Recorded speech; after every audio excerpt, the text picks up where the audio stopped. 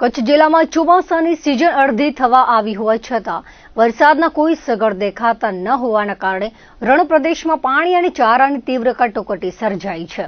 વરસાદની લાંબી રાહે હવે સ્થાનિક માલધારીઓ માટે જીવન મરણનો પ્રશ્ન ઉભો કરી દીધો છે.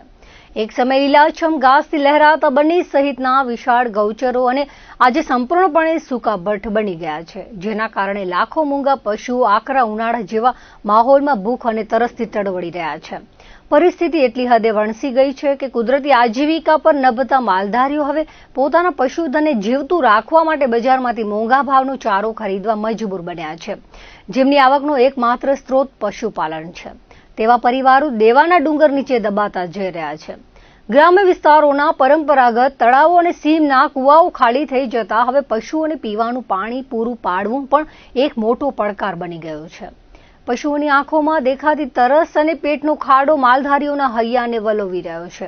આ ગંભીર કટોકટી વચ્ચે કચ્છના માલધારીઓ રોજ સવારે આશાભરી નજરે આકાશ તરફ મીટ માંડીને બેસે છે, પરંતુ સાંજ સુધી વાદળો લહેરાઈને જતા રહેતા હોવાથી તેમના હાથમાં નિરાશા જ લાગે છે.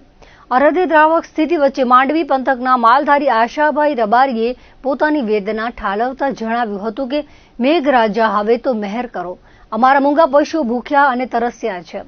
ગૌચરોમાં ખડનું એક તણખલું બચ્યું નથી અને પાણી પણ ખૂટી રહ્યું છે.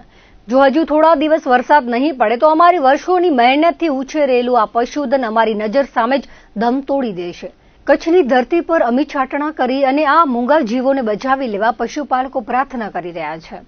સ્થાનિક અગ્રણીઓના જણાવ્યા અનુસાર જો આગામી દિવસોમાં મેઘરાજા મહેરબાન નહીં થાય તો માલધારીઓ પાસે પોતાના વતનને છોડીને અન્ય જિલ્લાઓ તરફ હિજરત કરવા સિવાય કોઈ વિકલ્પ નહીં બચે.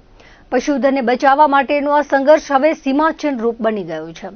અત્યારે પ્રશ્ન માત્ર સામાન્ય વરસાદનો નથી, પરંતુ કચ્છની સંસ્કૃતિ, સમાન પશુપાલન વ્યવસાય અને હજારો પરિવારોના અસ્તિત્વને ટકાવી રાખવાનો છે. પપ્પા જો વરસાદ ખેંચાડો છે, તળાવ બલામાં પાણી નથી, ઘાસ નથી, બધો માલ મળશે તો આ બાજુ અંજાર તાલુકામાં મખિયાણ ભરત ઉવાથી બધા હાકીને આવ્યા છે.